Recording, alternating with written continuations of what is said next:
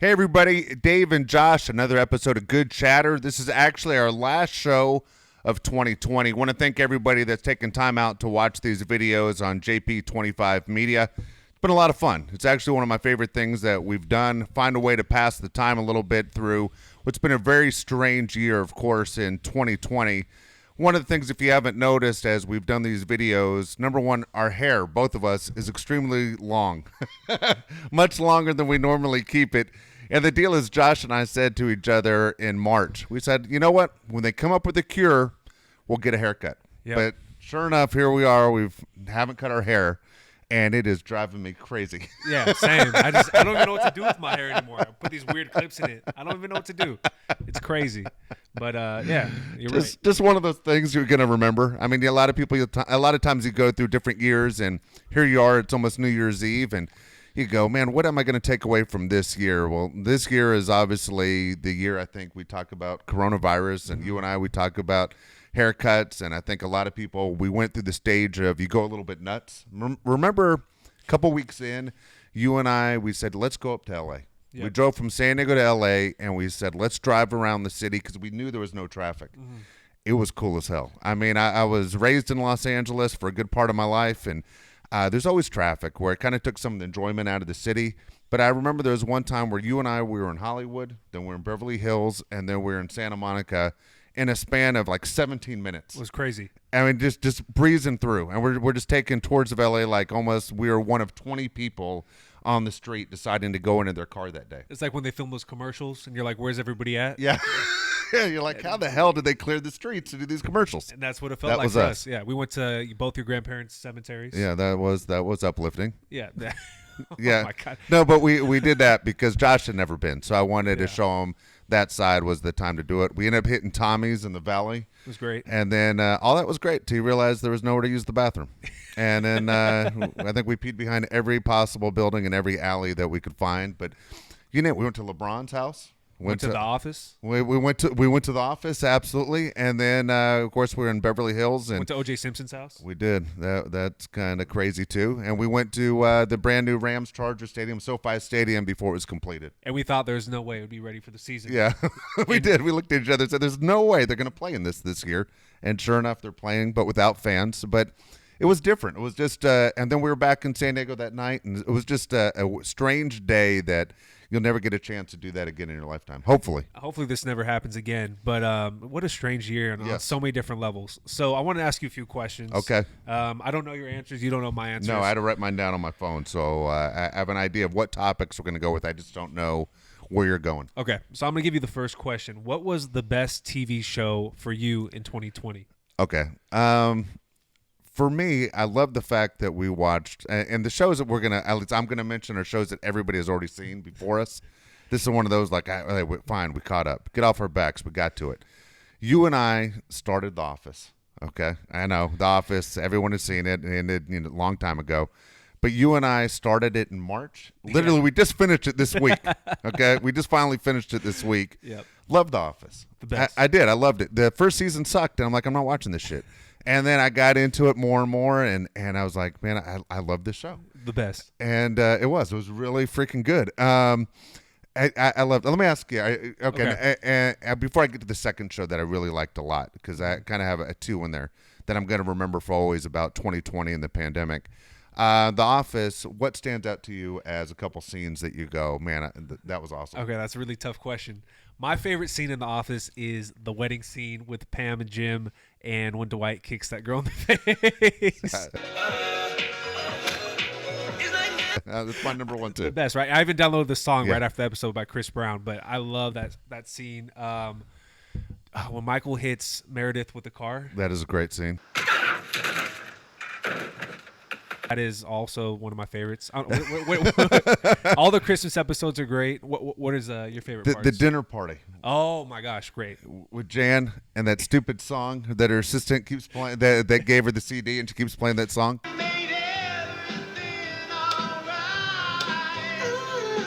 Yeah, the plasma TV. Yeah, and he brags about his little TV that's like not even a 13-inch flat screen. A lot of people in the room. You need more space. Voila, right into the wall. Wow. And she ends up breaking it, throwing a goddamn candle through it.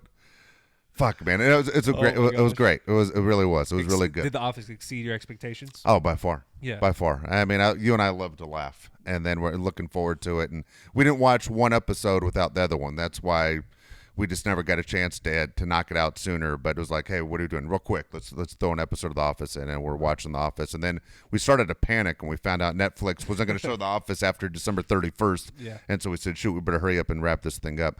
The other show on there that we watched that we finally got to as well was Ozark.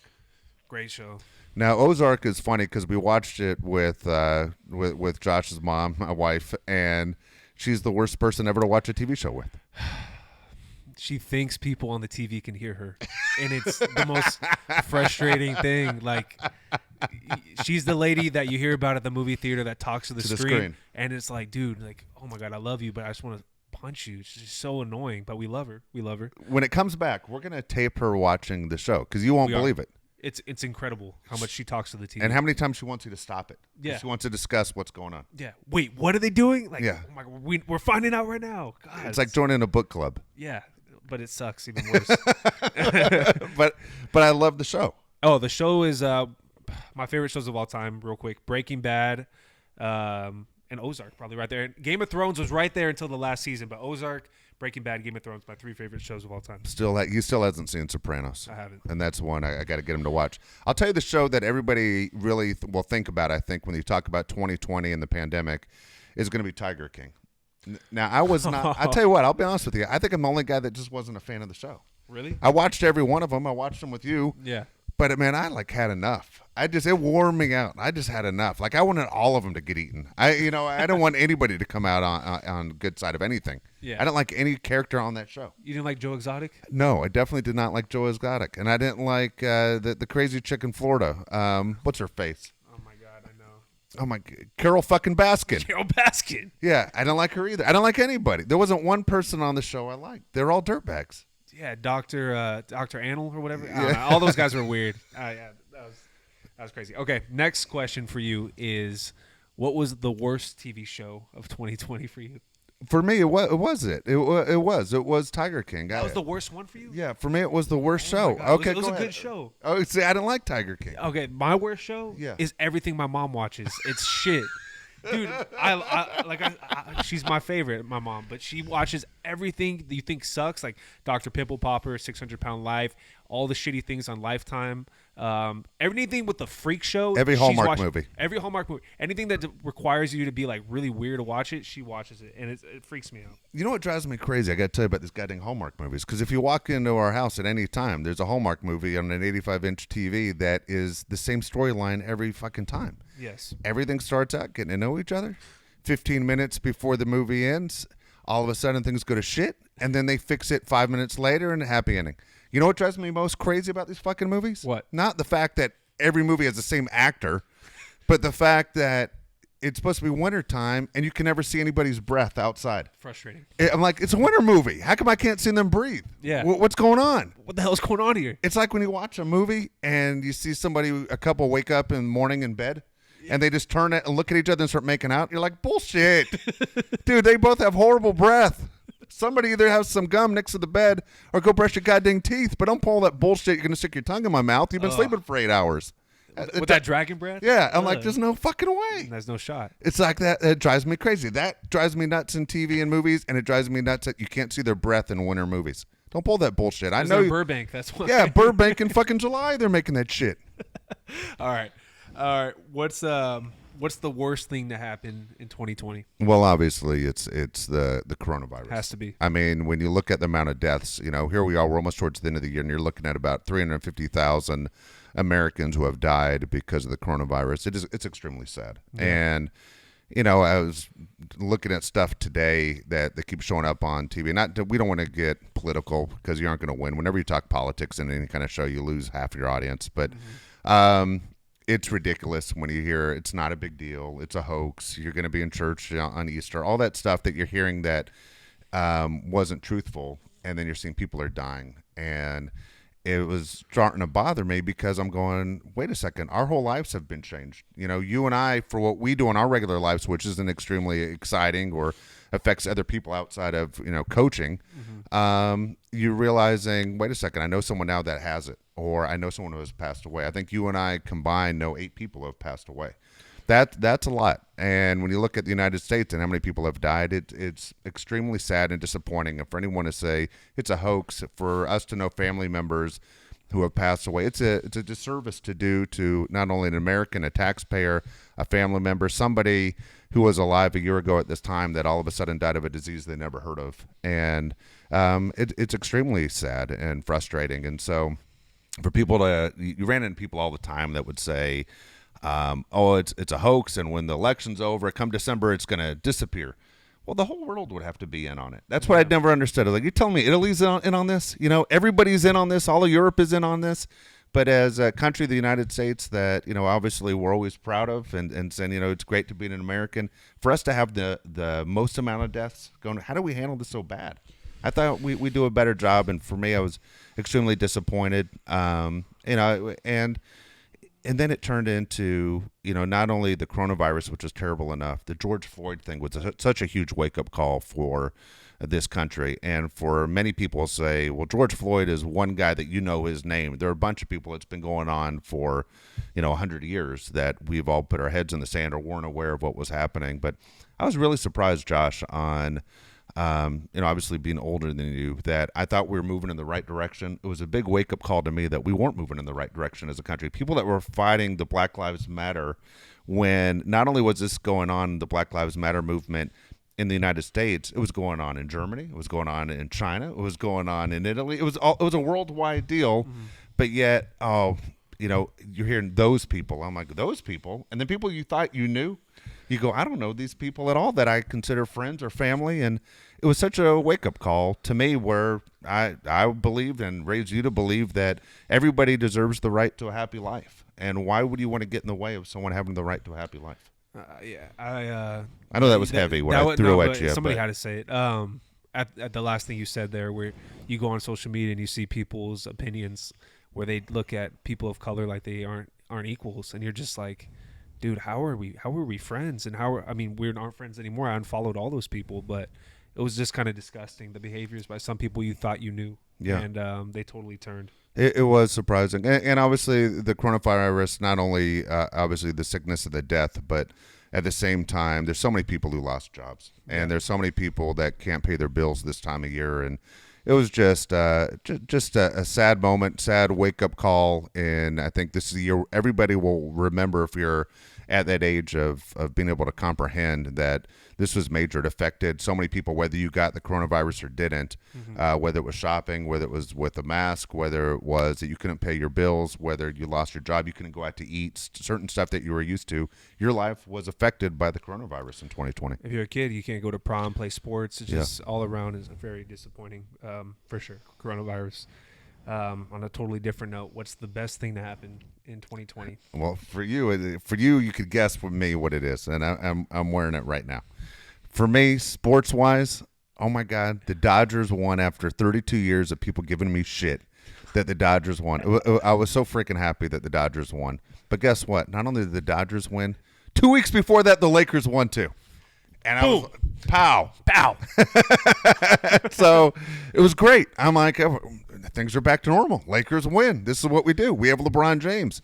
And guess what? All of a sudden, the Dodgers win. And, man, I couldn't be more excited. And as we're talking about it, Alabama's ranked number 1. I mean, the 3 teams I follow the most. I know, dude. So sports-wise and getting away from the heaviness of stuff, yeah, it was the best thing was, for me, that the Dodgers Lakers won and that Alabama's undefeated. And so sports is always an escape. And if there's ever been a year that you need an escape, it's this year. Absolutely. I'm gonna agree with you on the Alabama and the Lakers, because those are my teams.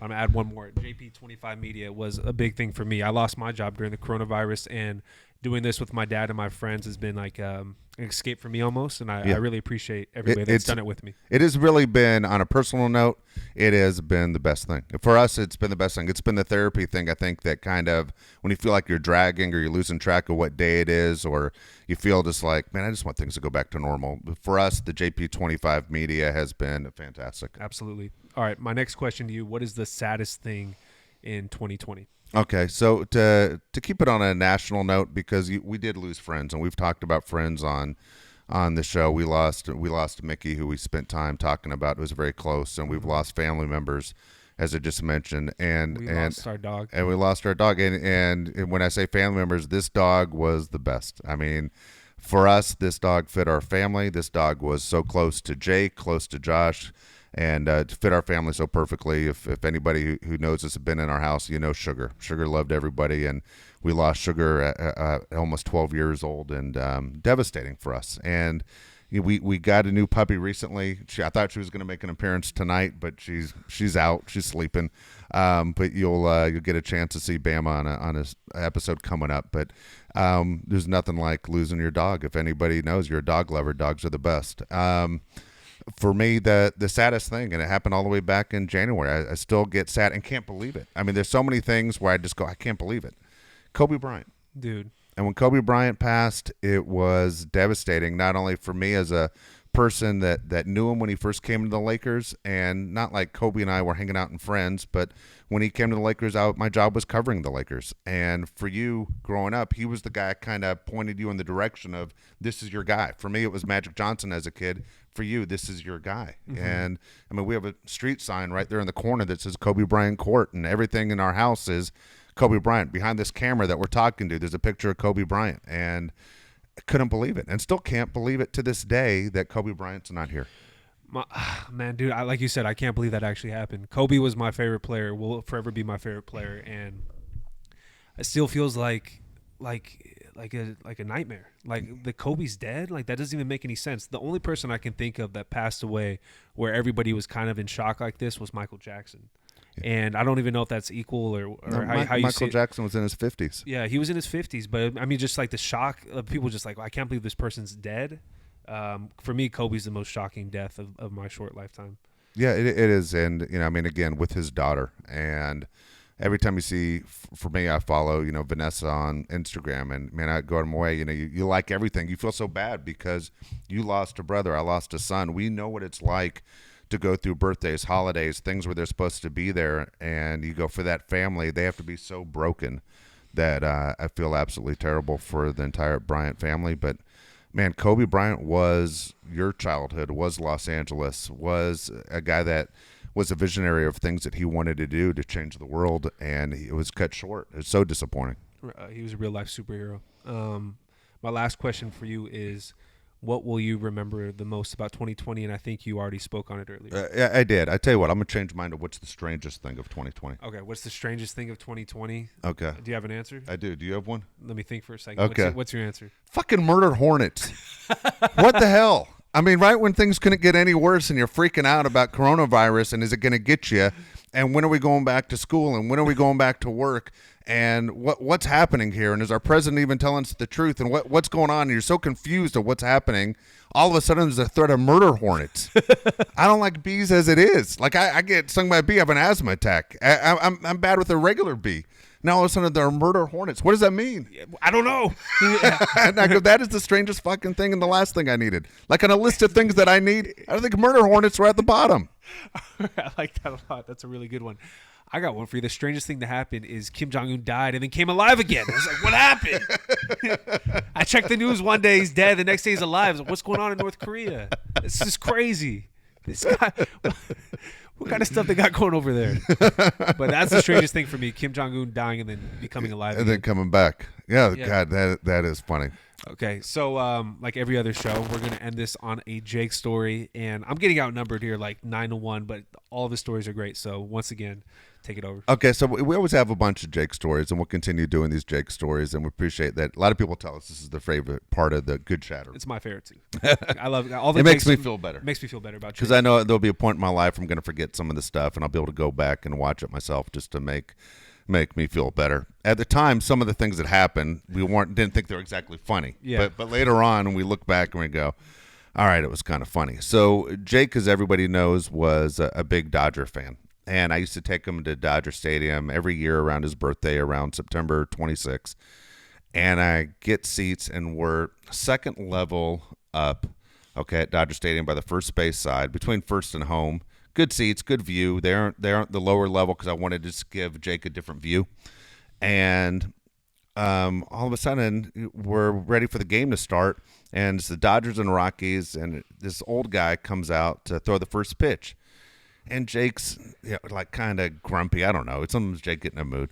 And this guy throws a pitch from like here to the camera, which is like 2.5 feet away. Okay. Obviously, if you're throwing from the pitcher's mound, it's 60 feet, 6 inches to home plate.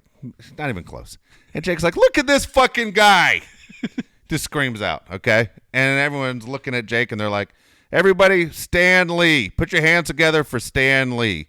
Stan Lee's the guy, obviously, who was fucking at the time was like 96, and he's the guy that did Spider-Man and some of your favorite movies. And nobody hates Stan Lee. Everybody loves Stan Lee. Jake's screaming, look at this fucking guy. And I'm like, great. And there's like 50,000 people at Dodger Stadium just want to punch him right in the head, including me. Like, I would have punched him and then held his arms and let everyone else take a shot at him. Did he call him a flat ass, too? Yeah. Get off the field, flat ass. And I'm just like, damn it. And I know he got that from Jeff always calls every old guy flat ass because all they do is sit around in their chair all day. Yeah. And I'm just like, fuck. So you're kind of embarrassed. You're waiting for things to kind of calm down. I'm just looking at him like, dude, just enjoy the fucking game. Yeah. What's your problem? What's your deal? It's your birthday. Christ. I'm going to buy everything you want. So we're sitting there and neither one of us are talking to each other. We're both kind of, he's embarrassed or he won't admit that he made a mistake, but I'm like a little pissed at him, And then all of a sudden, these fucking dorks behind us are like 4 engineers, probably about 30 years old, and they start talking. Okay, so they're engineers, and you're thinking, well, they know what they're talking about as far as distance and velocity. And all of a sudden, one guy goes, I think I could throw the baseball from right here and hit Corey Seager right in the head. Corey Seager plays shortstop for the Dodgers. How far is that for the people at home? For the people at home, okay, let me explain where we're sitting, okay, and where Corey Seager is. So you got to think from home plate to third base is 90 feet, right? Yeah. He's playing fucking shortstop. We're at least 100 feet from home plate if we were by home plate, but we aren't, okay? And then I'm like looking at him, and I'm like, hold on. So I'm still listening to this conversation. So all 3 guys now jumping with the other guy going, oh, dude, I could do it too. And I start thinking in my head, and I suck at math, I'm like, you're in a goddamn seat. Even if you stand up, you can't even take a step forward. Like, you're going to throw this thing flat-footed and try and reach Corey Seager. You're lucky if you hit the grass, let alone and not hit someone down below us. Yeah. I'm like, you are not going to hit Corey Seager in the fucking head. And I'm listening to this dumb conversation, and all 4 of these jerks are saying that they can hit Corey Seager. And finally, man, I just couldn't take it anymore. I don't know why I snapped. I try and stay out of conversations I don't belong in. I just turned around and went, all of you shut the fuck up. None of you can hit Corey Seager from here. Do you know how fucking far that is? It's like throwing a goddamn baseball the distance of a football field in the air, hitting that guy in the head who's 6'5". It's never going to fucking happen. Shut the fuck up. And I just snapped. Jake's like, ooh, like, oh shit, you pissed off my dad. And now he's starting to laugh like, ooh, at least he's not mad at me anymore. And I'm just like, God dang it. And then I just like, grabbed my shit, and we left like in the 7th inning, walked out. I just looked at those guys, and they rat fucked me as soon as I left. Oh, of course. Those fucking guys, probably talking about Jake trashing Stan Lee, was probably their hero. Exactly. They probably came to the game for Stan Lee. Yeah. And Spider-Man. Yeah. Dressed as Spider-Man and shit. And I'm sitting there ripping the shit out of him because they're dumb math. I'm like, I don't know what bridges you guys are building, but I'm not driving across them. You guys are dopes. Anyway, that was that was our birthday story. That was the last time him and I went to a Dodger game together. But I was like, these fucking guys, dude, I could hit Corey Seager in the head. And there's always some jerk off that will say something like that. Always. You go to any game, there's always some guy around you will say something completely dumb. There's an Uncle Rico in every crowd. Yeah, or I could hit that. No, you couldn't. No. You couldn't hit that. I promise you, you cannot hit that pitch. Exactly. There's always that one guy. Yeah, always. Damn it. All right, at least your guy's last game was memorable. So, yeah, not in the best way. Yeah, not in the best way. But it was memorable. I just want to thank you guys for watching another episode of Good Chatter. Make sure you subscribe on YouTube, JP25 Media. Follow on Twitter and Instagram, JP25 Media. Dave Pele, Josh Pele on Twitter and Instagram as well. See you guys next time. Also, hey, real quick, if you won something last show, because Josh mentioned it, if you won something, so many people got involved, we're going to get it out to you this week, okay? So we're going to look for it in the mail. If you won something, it's coming your way. Josh will put it out on Twitter of who won, and we'll do more stuff again. We'll order more gear. Glad to see that so many people are interested in getting the JP25 gear. Of course, yep. We'll get that out to you guys, and we'll see you in 2021. You got it.